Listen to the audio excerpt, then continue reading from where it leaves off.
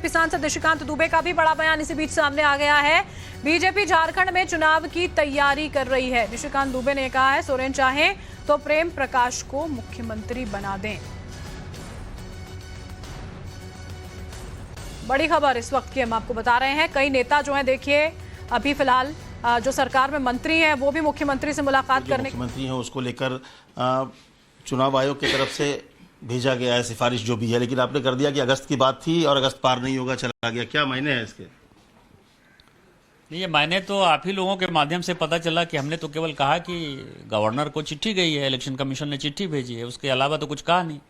लेकिन आप सभी पत्रकारों ने कहा कि उनकी सदस्यता जाने का रिकमेंडेशन कर दिया इलेक्शन कमीशन ने, और ये बात यदि सही है तो इसके मायने ये हैं कि अब झारखंड में चुनाव होगा। और मेरा आपके माध्यम से सरकार से आग्रह है कि आप जो 81 की 81 विधानसभा पे चुनाव करो, क्योंकि करप्शन के आधार पर आपकी सदस्यता गई है। आपको कोई मॉरलिटी नहीं है, आपके पार्टी को कोई मॉरलिटी नहीं है कि आप वहाँ मुख्यमंत्री बनो या आपका कोई आदमी मुख्यमंत्री बने।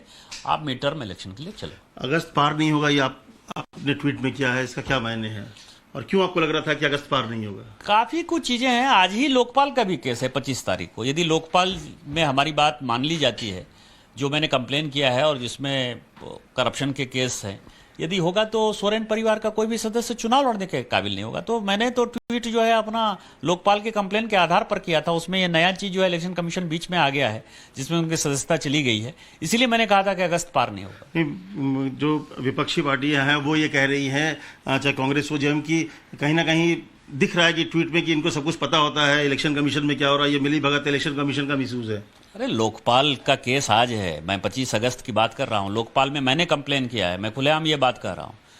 तो मैं अपने लोकपाल के लिए चिंतित हूँ कि वो उसको अंतिम जो है मौका दिया गया था सोरेन फैमिली को, इसलिए मैंने कहा है कि अगस्त पार नहीं होगा।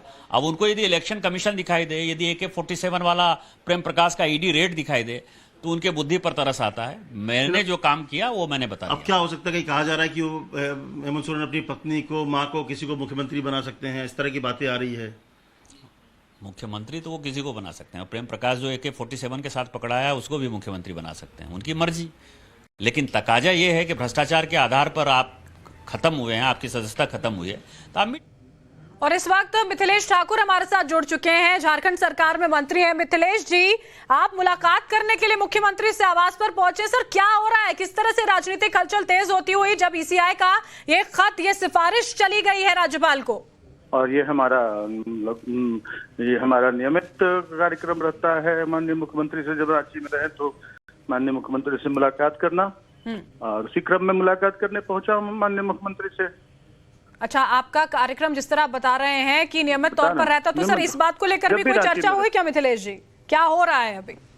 हाँ, क्या हो रहा है जो अभी जो आपके माध्यम से, मीडिया के माध्यम से जो बातें सुनने आ रही हैं, जो बातें आ रही हैं संज्ञान में, वही सुन रहा हूँ। अभी कुछ आधिकारिक तो कोई सूचना है नहीं हमारे पास इस तरह की कि कोई क्या निर्णय हुआ है चुनाव आयोग का, और राज्यपाल महोदय क्या घोषणा करने वाले हैं, क्या निर्णय लेने वाले हैं, ऐसी कोई आधिकारिक जानकारी तो अभी हमारे पास है नहीं। लेकिन मैं इतना बता देना चाहता हूं कि जिस तरह से केंद्र की सरकार अपनी संवैधानिक संस्थाओं का, जिस तरह से केंद्र सरकार केंद्रीय एजेंसियों का जिस तरह से दुरुपयोग कर रही है, और पूरे देश में जहां भी इनकी सरकार नहीं है जिंदा, वहां वो सरकारों को अपदस्थ करने का हर अनैतिक तरीका, संवैधानिक तरीका अपना रही है। उसमें इस राज्य में किसी कीमत में इन्हें सफलता नहीं मिलेगी, ये मैं दावे के साथ कह सकता हूं, क्योंकि सरकार बहुमत से बनती है और हमारे 50 से ज्यादा विधायकों का बहुमत है, और हमारे 41 का आंकड़ा चाहिए सरकार बनाने के लिए।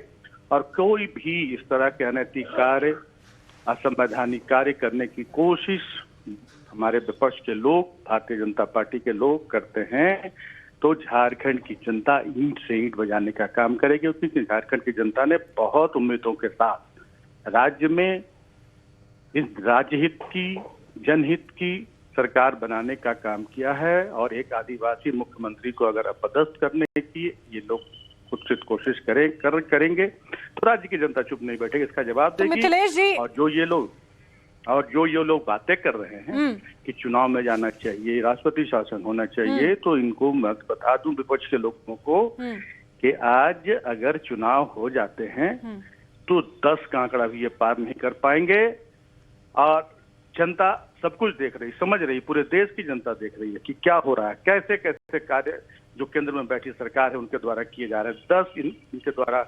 और जो इस तरह के आप काम सारे हो रहे आरोप हैं, बिल्कुल मिथिलेश जी ठीक है, आप सारे आरोप यहाँ पर केंद्र सरकार पर, भारतीय जनता पार्टी पर लगा रहे हैं, लेकिन इलेक्शन कमीशन ने जो खत भेजा है अभी फिलहाल राज्यपाल को, उसकी जानकारी जितना आप बता रहे हैं, चलिए मीडिया के माध्यम से ही सही जाहिर तौर पर वो आपको मिल रही है। अब राज्यपाल जब पहुंचने वाले हैं, अभी फिलहाल दिल्ली में मौजूद है, 2 से 2:30 बजे पहुंचेंगे, वो खत जो है वो सामने आएगा जो लिखा गया इलेक्शन कमीशन की ओर से। तो आपको लग रहा है कहीं ना कहीं सरकार अभी फिलहाल संकट में, खतरे में फिलहाल नजर आती है झारखंड की? देखिए, हमारी सरकार कभी खतरे में नहीं है, क्योंकि हमारे साथ, मैंने पहले ही कहा आपको कि सरकार बहुमत से बनती है और हमारे पास बहुमत है।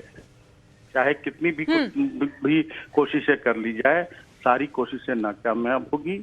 और हम बहुत मजबूती के साथ, जनता ने जो मैंडेट दिया है उस मैंडेट का पालन करते हुए बहुत मजबूती के साथ 2024 तक सरकार बनाएंगे। और अगले 20 वर्षों तक, मैं कहता हूं, जिस तरह के काम इस राज्य में, इस राज्य के गठन के 20 वर्षों तक जो काम नहीं हुए, इन 2-2.5 वर्षों में हमारे माननीय मुख्यमंत्री के नेतृत्व में जिस तरह के काम हो रहे हैं और जनहित के काम हो रहे हैं, राज्य के विकास के काम हो रहे हैं जी, इनका 2.5 आंकड़ा पार नहीं होगा।